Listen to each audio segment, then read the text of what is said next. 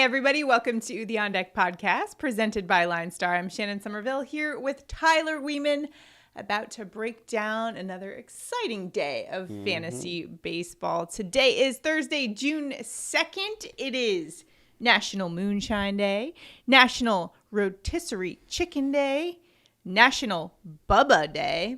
If you guys didn't know, Bubba is a nickname or pet name given to someone as a term of endearment. Do you have a Bubba? I could say I have a Bubba. Aw. Got a Bubba in your life? Yeah. The only Bubba I know is Bubba Watson. Although I guess I call my dog Little Bubba. Little Bubba. National Leave the Office Early Day. That's a good one. Which is a great one. It's a real See you thing. I'm guys. not making it up. So you can tell your boss. You're all excused. And the first thing we have to start off with, though, before we get into our slate for today and our prop bets, is the story that just keeps on giving. It's this fantasy football saga, the fight between Jock Peterson and Tommy Pham. And every day something new comes out of it, and it just gives us some great content to start the show with. So for those of you who aren't familiar, I'll just really quickly run down what's gone down. So Friday, Reds' Tommy Pham slapped Jock Peterson. He's a player for the Giants before the game, right? It caused this big melee before the game, and this was over a fantasy football dispute that's been just simmering since last year. So Pham accused Peterson of cheating and messing with his money by putting one of his players on the injured reserve, who actually qualified for the injured reserve tag. Nonetheless, Pham also said he was insulted by some anti-Padres I'm gifts insulted too. that were directed at the Padres' shortcomings last season. And then he goes and drags Mike Trout into this situation. That was the update yesterday. Of course, Mike Trout apparently is the commissioner of the Fantasy Football League. And Tommy Pham said he was a terrible commissioner. So the saga continues. Well, yesterday, the injured player who inadvertently sparked all this drama, 49ers running back Jeff Wilson Jr., he was the one who qualified for the IR tag after he was briefly sidelined by a knee injury toward the end of last season. Well, he has spoken. He offered his thoughts on the situation for the first time, saying that was crazy. And Robbie Gould actually told him about it. And he was like, bro, that's crazy. I'm just honored to be in the conversation. Shout out to Jock for having me on the team. And shout out to him for taking one for the team. I guess the San Francisco Bay guys got to stick together in that one. But he's team Jock. Did you see that Trout responded too? Trout. And he said he's not sure if he's going to continuing. What was his response? Well, he said that every commissioner he knows gets booed, so he didn't really care for it, and he decided not to throw anybody under the bus. Just keeping it classy. Kept it classy and moved on. All right. I guess we should move on. Which we should probably do. We should probably do as well. Let's get to today's slate. We've got a couple games on deck for today, a couple differences between the FanDuel and the DraftKings. We'll kind of just address all of those. Two quick weather notes. Rain at New York Yankees game that may be interrupted, so it's a doubleheader. The second game should play. Just keep an eye on it. And then at Baltimore, where the Mariners are paying a visit, storms begin before the game. They might be their mid to late game. Again, just double check. Keep an eye on those. Let's first talk about our high-owned pitchers for today. We'll start off with Padres lefty Sean Monae going up against the Brew Crew. He's 37% owned on DraftKings, about 15% owned on FanDuel, 4.02 ERA, 2.10 opponent average. Last game, 3 earned runs, 4 hits, 7 innings pitched, 5 strikeouts versus the Pirates. The Brewers, though, have the 5th highest OPS in May. However, they're much worse against lefties. Yes. So this could actually be a great matchup for Monae. Yeah, and I think there's a chance that on DraftKings, at 37% might be a little low. He's kind of in the best matchup in quality pitcher. Today's pitching is weird. It's not that good. Kind of meh pitchers. Fine. Just fine pitchers. But anyways, Monae, he is a lefty. If you want to face Milwaukee, you want to do it with a lefty. They strike out 24%, bottom 4 versus lefties, worst average in the league versus lefties. And the combined K rate today is 26%. And Monae has been solid. He's had great strikeout stuff, but he has made a mistake in every single game, which has caused that ERA to be 4, his FIP 3.88. One other note is he's allowing 35% hard contact, so he is letting people hit the ball hard. Right, yeah. I think he's top 15 in home runs per 9, if I'm not mistaken. So he does, but it's kind of like a lot of those really good pitchers tend to give up a few here and there. They just, miss one and somebody sends it for a ride. He's going to have a great night as long as he can limit how many people are on base. Because there's probably going to be a home run or two, but as long as it's a solo shot, then he'll do fine.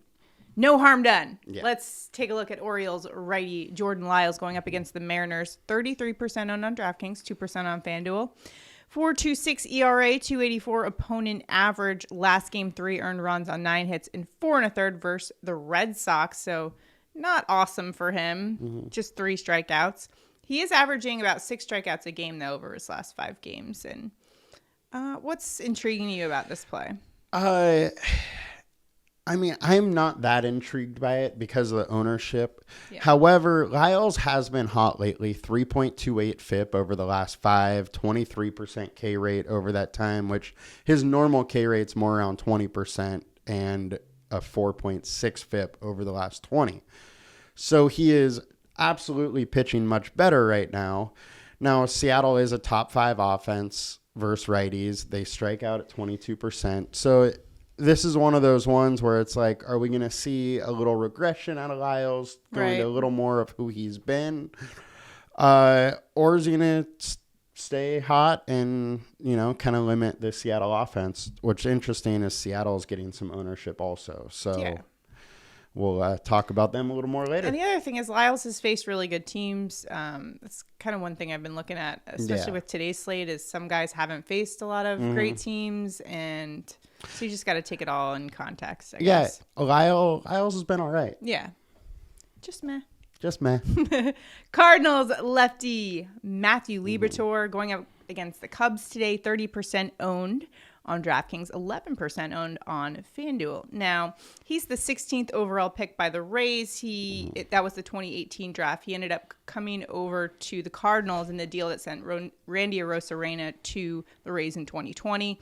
He was the Cardinals' number 1 prospect per MLB Pipeline, 39th overall. So this is a guy who's been pretty hyped up in his career. 3.72 ERA, 2.31 opponent average. Just 2 games, though. So looking back at his minor league stats, his strikeouts percentage was pretty high. 28% of batters struck out against him in AAA. So small sample size for him to look from, but what are you expecting from him today against the Cubs? Yeah, so he's only had 9.2 innings in major leagues, 4.27 FIP, 20% strikeout rate. And what we've seen in the minors, like you said, 28% strikeout rate. He's striking out about 1 batter per inning in the minors.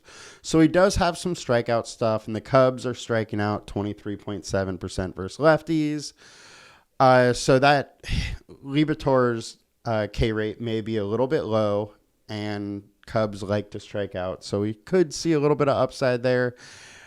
His minor stuff, he's a career 3.8 ERA in the minors. It's not amazing, not great.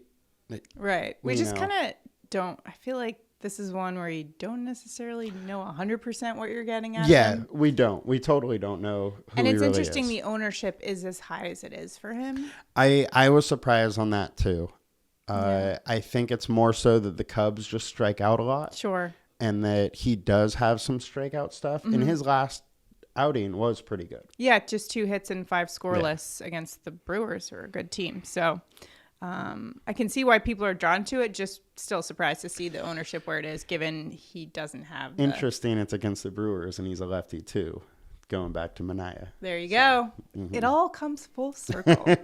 All right, let's take a look at Giants lefty Alex Wood, who's going up against the Marlins today. He's the highest owned on FanDuel at 42%, and this is not a guy who's on the DraftKings slate. So one of the differences in those 2 main slates for today.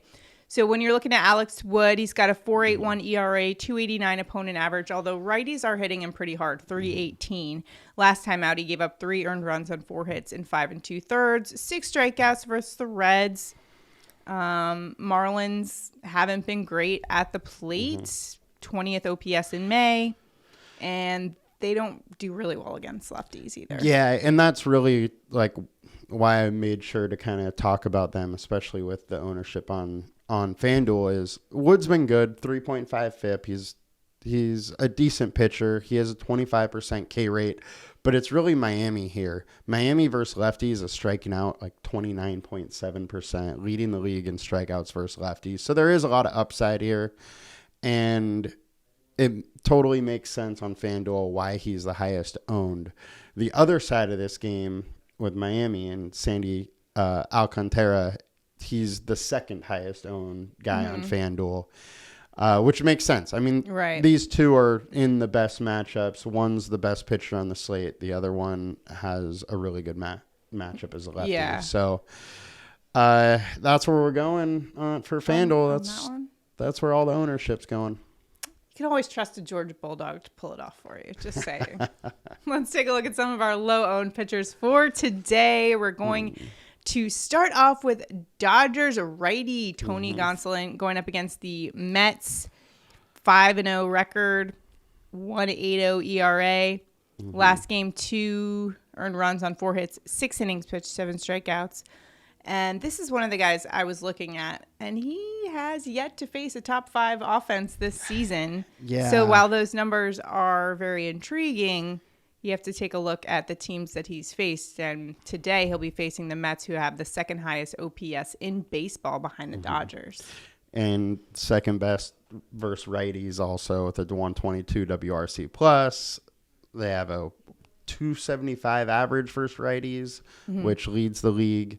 They're absolutely a tough matchup. Gonsolin has just been a solid pitcher, though, and there's not that much to choose from on this slate, and I think there is some safety with him. 3.2 FIP over the last 5, 30% K rate over that time. His StatCast data is good. Combined K rate's 24%. It is a tough matchup, but there is some upside and some safety with it, but you do have to pay up for some of that safety. All right. Cubs righty Keegan Thompson going up against the Cardinals today. Now, when you're looking at the Cubs, they've just had a ton of injuries to their starting rotation. So this is a situation where Thompson's moving into the starting role full time for the foreseeable future, they just announced. Now, he's one of the best multi-inning relievers. 1.58 ERA, 2.17 opponent averaged. As a starter, he's fared pretty well. Last start, 1 earned run, which was actually a home run. 4 strikeouts in 5 innings pitched versus the White Sox. Today, though, going up against a Cardinals team that can hit the ball pretty hard. What are you expecting from him today that kind of intrigues you for a daily fantasy? Now, the Cardinals can hit the ball, but they are much better versus lefties than versus righties. And they are kind of average versus righties, only strike out 19% of the time. So there may not be a huge upside here, but Thompson is super cheap. You did mention he was a reliever, so they are still stretching him out. He went to 77 pitches last game, so he's going to have enough of a leash to pay off his salary. But he's been a good pitcher. 22% strikeout rate, 3.5 FIP on the year. The implied total's only 4.1, which is one of the lower ones on the slate. So he's a decent spot. His position and, say, Lyles or Libator isn't really that far off, and just not as much ownership going there. And the other thing is just the price point, right? I mean, yeah, it's a good opportunity, especially with some of these bats that might be a little pricey. Yeah, especially if you're going to stack with some Coors Field guys or something. And it definitely looks like we're probably going to be paying up for some bats today with the pitching, so... All right. Well, let's take a look at how we're stacking today. We'll first start off with our high-owned plays. We're first taking a look at Coors Field, Braves, Rockies. Braves first. So Braves are going up against lefty Austin Gomber, who's got a 5.51 ERA, 2.77 opponent average. Last game, shelled 8 earned runs, just 1 1/3 innings pitched. That wasn't at Coors Field. That was at Nationals Park.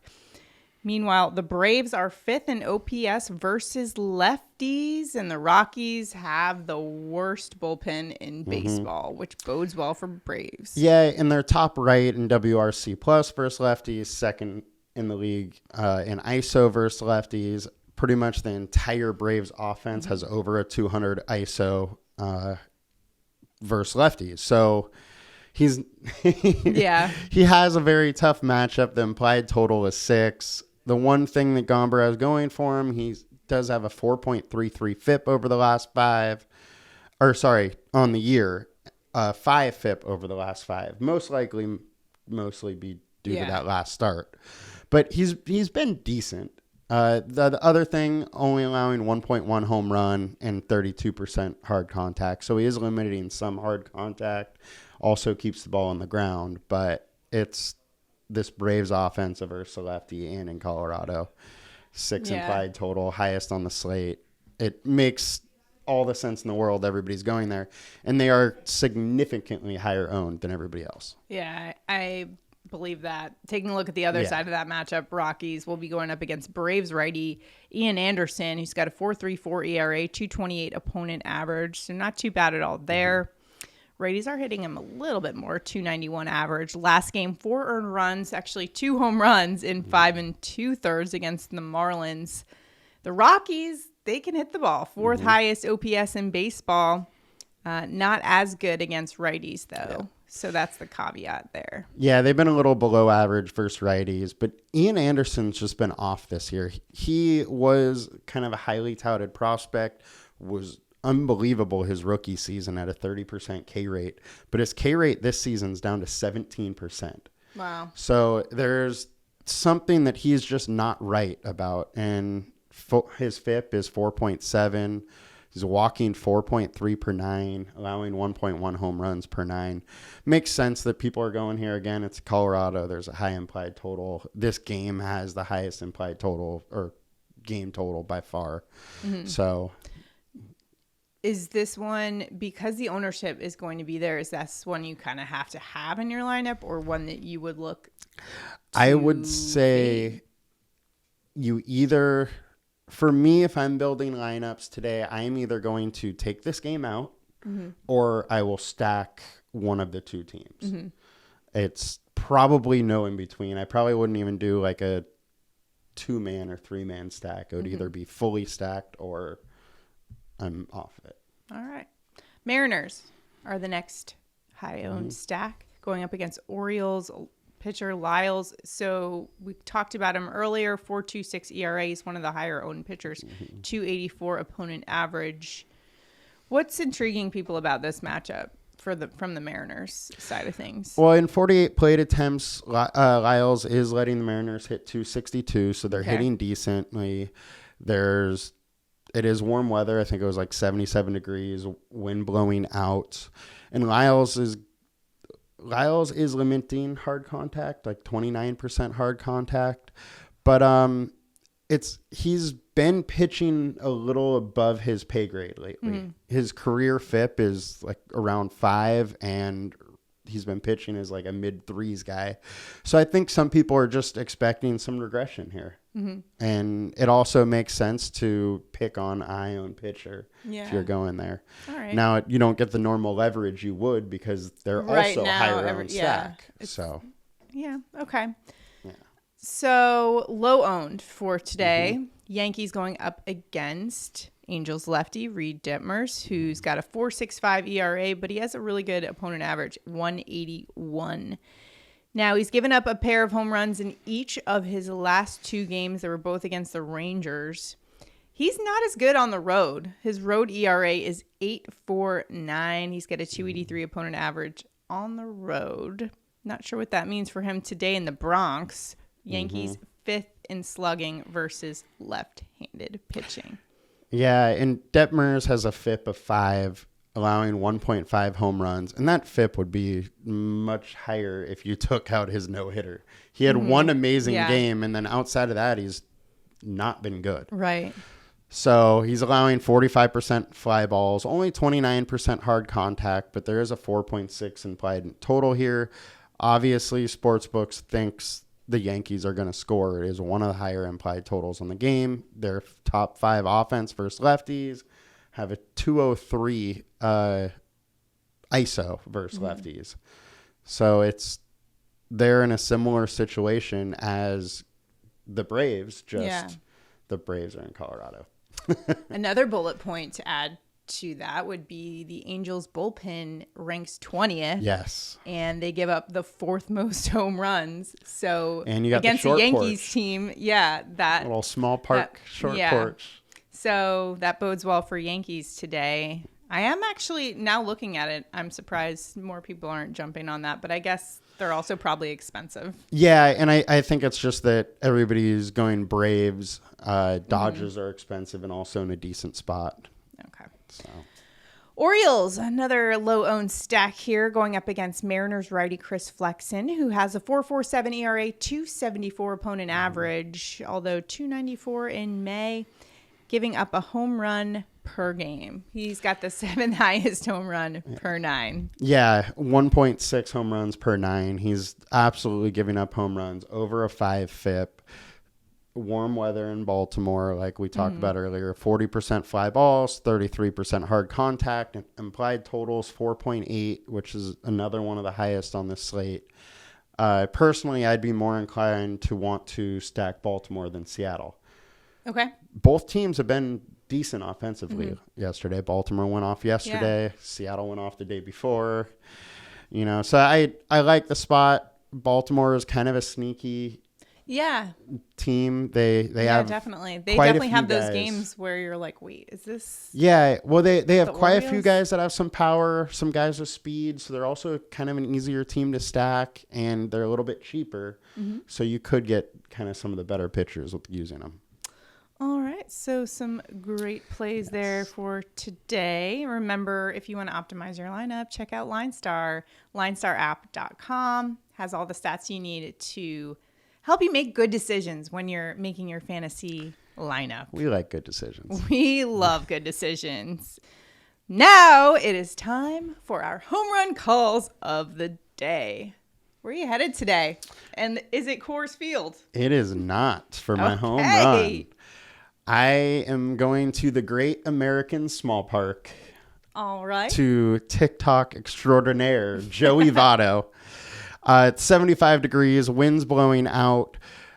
They're going against Adon, who is giving up a 495 slugging to lefties, while Votto has a 541 slugging to righties. So I like the matchup. There's good hitting weather. Ooh. The small home run park. We're going Joey Votto. Joey Votto, and then maybe you can do a home run shimmy tomorrow and put it on TikTok. And then we can try to get Joey Votto to duet it. I am not copying that TikTok.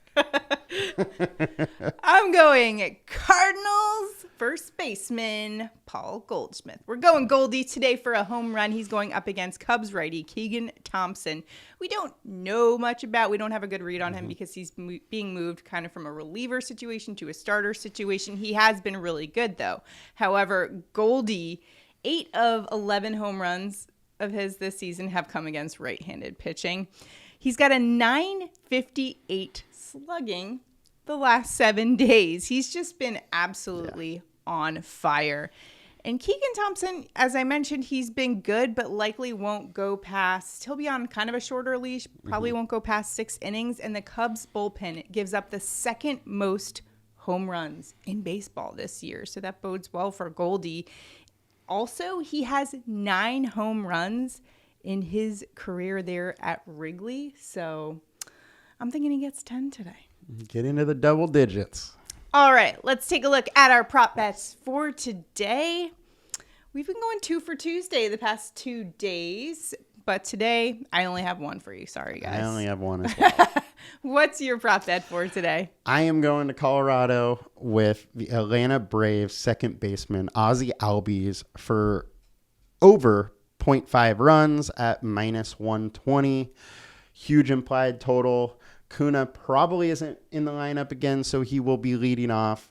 He hits really well versus Gomber, and I want him to score a run. All right. I've got Cardinals Juan Yepez over 1.5 bases. This is at plus 125. Bit of a risky play here, given that he's only hit this in 3 of his last 10 games. However, his OPS versus righties is over 200 points higher than versus lefties. He'll be going up against the righty Keegan Thompson today. Now, just a side note, all 4 of his home runs have come against right-handed pitching this season. Just saying.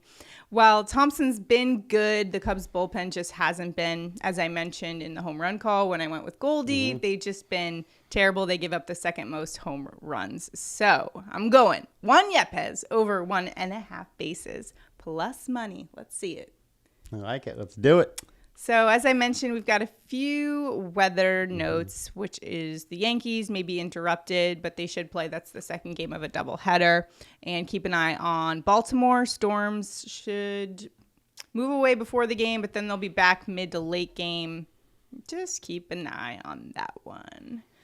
That's going to do it for us today. Hopefully Joey Votto gets you a home run and we can see you do a nice TikTok for it. Yeah, I don't know about that. If you want to see a Tyler TikTok, comment below. Do not answer that.